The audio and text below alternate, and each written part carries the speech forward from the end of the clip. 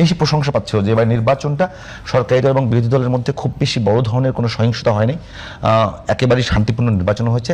নির্বাচনের ফলাফল নিয়ে বাংলাদেশের ইতিহাসে সবসময়ই কথা ছিল, এবারও কিছু কিছু কথা আছে। তবে প্রশংসা পেয়েছে ওই জায়গাটায় যে দুই দলের মধ্যে বড় ধরনের কোনো সহিংসতার ঘটনা ঘটেনি। কিন্তু সবচেয়ে বড় ব্যত্যয় ঘটলো গিয়ে এবারই মনে হয় প্রথম যে শপথ আলাদা আলাদা নিল সংসদ সদস্যরা, এবং ইতিহাসে এবারই প্রথম সেটা। এবং সাথে যুক্ত হচ্ছে যে বিরোধী দল সরকারি দলের শপথ অনুষ্ঠানে গেল না।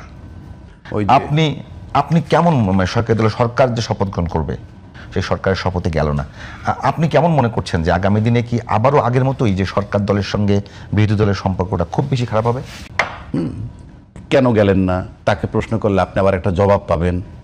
মানে আমার প্রশ্ন হচ্ছে শপথ অনুষ্ঠানে যাব আমরা, কিন্তু এমন অনেক লোক আছে যে একজন লোক মারা গেছে আপনি গেলেন সেখানে, কথার কথা বলছি, ওই লোক মারা যাওয়া কিন্তু আপনি খুশি হয়েছেন কারণ আপনার কাছে তার কিন্তু আপনি কি আপনি বলবেন যে আপনি খুশি হয়েছেন? আপনি লিখবেন যে বা বলবেন যে না রে ভাই একজন ভালো মানুষ ছিল, কষ্ট পাইছি, ইত্যাদি ইত্যাদি। আমি যদি লৌকিকতাও বলি তাতেও শপথ অনুষ্ঠানে থাকা উচিত ছিল। শপথ অনুষ্ঠানে থাকলেই যে আপনি ওইটা মাইনে গেলেন তাও তো না, সুতরাং আপনি থাকতে পারতেন।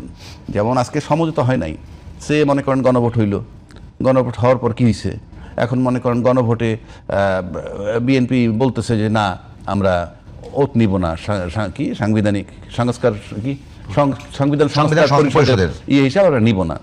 কেন নিব না? বিএনপি নিব না হয়তো বলে না যে আমরা এই মুহূর্তে নিচ্ছে না, সামনে নিতেও পারে, কিন্তু যে যুক্তিগুলো দ্বারা করে সেগুলোর প্রতিবাদ আমরা করছি, সেটা এখানে প্রাসঙ্গিক না। কিন্তু ওইখানে জামাত যেমন মন্ত্রিসভার ইয়েতে ছিল না, এই ওতে এটা সঠিক করে নাই আমি মনে করি। কারণ আপনি তো বাহ্যিকভাবে একটা হৃদ্যতা দেখাইতে হবে, বুঝাইতে হবে।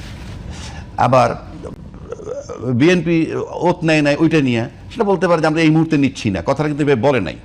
বলতে পারতো আমরা এই মুহূর্তে নিচ্ছি না কারণ এখনও তো সংসদ অধিবেশন শুরু হয়নি, কিছুই শুরু হয় নাই, জাস্ট এলো। এই সব কিছু মিলে আমি যদি শুরুটা দেখি, শুরুটা দেখলে কেমন জানি আগের একটা পুরনো গন্ধ পাচ্ছি যে এই ঐক্যমত্য না হওয়া, কেবল একটা নির্বাচন হইল এতদিন পর। সেক্ষেত্রে আমার কাছে মনে হয় হ্যাঁ ওই শপথে তাদের থাকা উচিত ছিল। ওইটা থাকার মানে এই না যে আমার প্রতিবাদ নষ্ট হয়ে যাচ্ছে বা আমি যা বলতে চাই সেটা বন্ধ হয়ে যাচ্ছে। তাতে কি আস্তে আস্তে দেখা গেল যে এটা যদি কন্টিনিউ করতে থাকে তাহলে দেখা যাবে হয়তো মুখ দেখাতে কি বন্ধ হবে না, কিন্তু এমন পর্যায়ে যেতে পারি। কিন্তু আমরা সে জায়গায় তো যেতে চাই না। আমরা চাই যে অনেক দিন পর একটা নির্বাচন হয়েছে, সেই নির্বাচন নিয়ে আমরা অনেক কথা বলছি আগে পরে, কিন্তু জামাতের পক্ষ থেকে কিন্তু একেবারে সরাসরি অভিযোগ করা হচ্ছে। আজকেও জামাতের অন্যতম একজন নেতা বলেছেন যে সরকারের মধ্যে ব্রুট মেজরিটির যে বডি ল্যাঙ্গুয়েজ সেটি দেখা যাচ্ছে। এইটাকে আপনি কিভাবে বলবেন? না, ব্রুট মেজরিটি যদি হয় এটা তো স্বাভাবিক। এই যে আমি গণভোটের কথা বললাম বা অন্যান্য বিষয়, এগুলো যদি মনে করেন বিএনপি না মানে কারো কিছু করার নাই, আমরা তো আমাদের ট্রেন্ড জানি, মানলাম না তো কি হবে? আপনি আবার যদি আপনি বিবেক দিয়ে আপনি সুন্দরভাবে চিন্তা করেন, যেমন বিধানে নাই কি নাই, একটা সম্পত্তি বন্টন করবেন, কথার কথা বলছি, ভাই পায় বোনের দ্বিগুণ, এটা তো জানেন কমন, ভাই পায় বোনের ডবল। বিএনপি যদি কোনো কিছুই না মানে তাহলে এত আয়োজন কেন? আমি বলতেছি সেই জায়গাতে আমি আসতেছি। ভাই পায় বোনের ডাবল, এটা তো জানেন। বোন পায় অর্ধেক, অর্থাৎ 15 টাকার মধ্যে 10 টাকা পাবে ভাই, 5 টাকা বোন পাবে। এখন বোন যদি বইলা ফেলায় ভাই বোন মিলে যে না আমরা 7.5 টাকা করে নিব, কারো কোনো আপত্তি আছে? কারো কোনো আপত্তি থাকে? বাংলাদেশের কালচারে কি এরকম সম্ভব? যদি কেউ আপোষ করে এইভাবে, আমার কথাটা সেখানে যে আমরা দুই ভাই বোন আপোষ করলাম, আমরা অর্ধেক অর্ধেক নিব, তাতে কোনো সমস্যা তো নাই। একইভাবে আপনি খুব আপোষের সাথে সুন্দরভাবে গণভোটটাকে মেনে নিছেন, এবং আপনি আপনাদের দলনেতা উনি বলছেন ধানের শীষে যেভাবে সিল মারবেন ঠিক একইভাবে গণভোটে হাঁকে জয়যুক্ত করবেন। এই যে মেনে নেওয়াটার পর আপনি যদি রিভার্স হয়ে যান, আইনেরও একটা ভাষা আছে, সেটা হলো আইনে যা থাকুক না কেন আপনারা যদি সমঝোতা ঐক্যমত্যে এসে পড়েন কিংবা একটা সিদ্ধান্ত নিয়ে ফেলেন যে এটা আমরা করি, এখান থেকে আপনি ফেরত যেতে পারবেন না, এটা আইনের ভাষা। সমঝোতা করে কি কখনো বেআইনি সিদ্ধান্ত নিতে পারবো? না, বেআইনি কোথায়? আপনি বেআইনি কোথায়? এটা বেআইনি কোথায়? কোনটা বলেন আগে বলেন। না, বিএনপির এবং এখন যে আলোচনাটা এবং বড় বড় আইনজীবীরা বলছে যে অধ্যাদেশ জারি করা হয়েছে জুলাই সনদ বাস্তবায়নের জন্য, সেটি করবার ক্ষমতা রাষ্ট্রপতি রাখেন না। আপনার তর্কের ক্ষেত্রে যদি আমি বেআইনিটা ধরে নিই, আপনি তখন মানলেন কেন? তখন আইনজীবীরা ছিলেন না? যে আইনজ্ঞরা আজকে বলতেছেন তখন তারা ছিলেন না? তখন কোথায় ছিলেন? আপনি সুর মিলাইলে তো হবে না।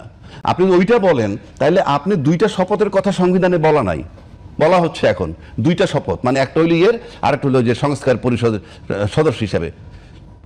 ওই সংবিধানটা তো ফেব্রুয়ারি 26-এ নির্বাচনও নাই, ওই সংবিধানটা তো অন্তর্বর্তীকালীন সরকার বলতে কিছু নাই। অন্তর্বর্তীকালীন সরকার অধীনে নির্বাচন করলেন, তারপরে আপনি বলতেছেন যে ওই সংবিধান মোতাবেক আপনি নির্বাচন দিলেন। ওই সংবিধানে 2026-এর ফেব্রুয়ারিতে নির্বাচন নাই, সেটার বর্ডার লাইন ছিল 7ই ফেব্রুয়ারি 2025 সর্বোচ্চ, 180 দিনের মধ্যে করলে সংসদ ভেঙে যাওয়ার পর। আজকে তাহলে আপনি ওত নিতেছেন কি হিসাবে? নির্বাচনটা করলেন কি হিসাবে? আপনি বলতে হবে তো, সংবিধানে কি বলা আছে ওই নির্দিষ্ট মেয়াদ পার হওয়ার পর আপনার যখন খুশি তখন এই নির্বাচন করবেন? দেখান আমার লেখাটা।